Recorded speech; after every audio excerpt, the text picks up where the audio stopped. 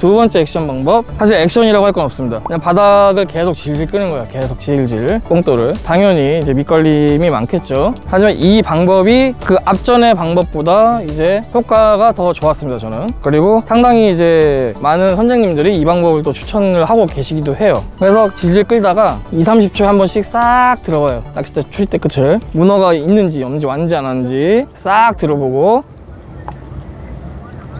이제 무게감이 느껴진다? 이제 그러면 그때 챔질을 하는 거죠. 자, 마지막 액션 방법은 캐스팅 액션이에요. 자, 낚싯대를 하고 쭉 캐스팅을 해주고,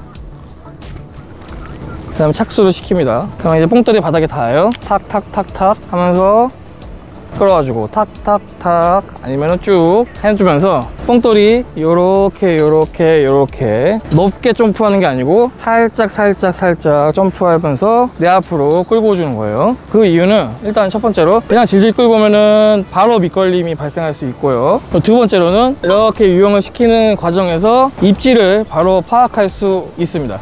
그리고 또 다른 장점은 다양한 곳을 빠르게 또 탐색할 수 있다는 게 최고의 장점이에요. 그래서 이 세 가지를 다 섞어서 액션을 사용을 하시면서 낚시를 해보시면 조화에 좀 더 도움이 되실 거예요. 탁탁탁 액션 주고 스테이, 탁탁탁 흔들어주고 스테이. 이 두 종류 낚시는 액션을 주고 스테이를 하는 것이 가장 중요합니다. 탁탁탁탁 스테이. 자, 히트. 챔질을 이렇게 높게 해뒀다가 물을 뽑듯이 챔질 해주는 거예요. 자, 아이고. 자, 사이즈 나쁘지 않습니다. 자, 방금 전에 보셨죠? 액션 후에 스테이 한 다음에 입질이 오는 거. 여기서 문어 입질이 이제 어떻게 오냐? 처음에 살짝 끈적해졌다가 점점점 끈적해지는 강도와 무게가 강해져요. 이게 바닥에 걸리면은 처음부터 그 느낌이 강한데, 이 문어가 걸리면은 맨 처음에 살짝 끈적해지기 시작하고 나서부터 점점 세집니다. 완전히 올라타면은 확실히 느껴지는 거예요. 그때 이제 물을 뽑듯이 위로 높게 챔질을 해서 문어를 확 하고 바닥에서 띄워주는 거예요. 그래야 문어가 뭔가 붙들고 버티거나 이런 거를 초반에 막을 수 있는 겁니다.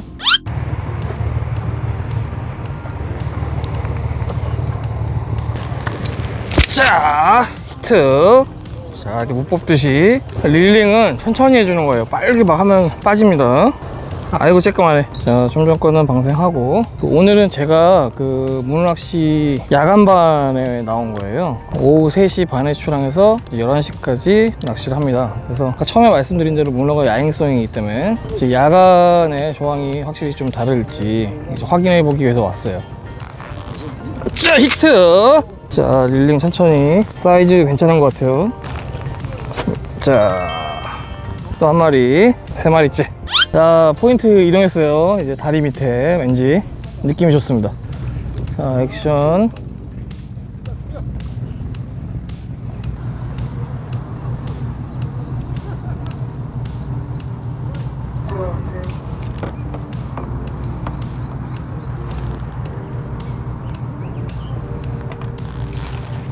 자, 히트.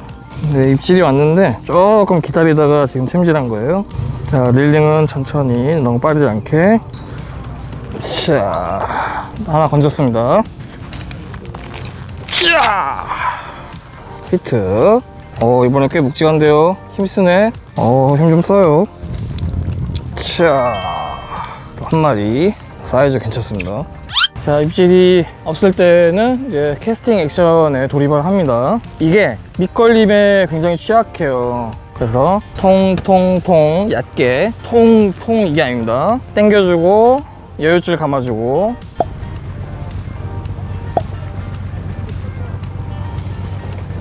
싹싹싹 이렇게 해주고, 자, 여유줄 다시 감아주고, 이런 식으로 액션을 하는 거예요. 그러면 밑걸림도 피할 수 있고 입질 파악도 좋습니다. 통. 자, 캐스팅 할 때는 배가 가는 방향 쪽으로 던져주는 거예요. 그래야 이 채비가 내 쪽으로 옵니다. 자, 통통통 해주고 여유줄 감아주고, 통통. 자, 캐스팅 다시 해주고, 그다음에 통통통 감아주고 여유줄, 통통통통통 감아주고. 자, 히트. 자, 못 뽑듯이 뽑아냈죠. 자, 한 마리 추가. 자, 액션, 팀질, 랜딩 다 잘 보셨나요? 제 영상이 구독자 및 시청자분들께 많은 도움이 됐길 바라면서 오늘 영상은 여기까지 하도록 하겠습니다. 구독과 좋아요, 알림 설정 부탁드립니다. 감사합니다.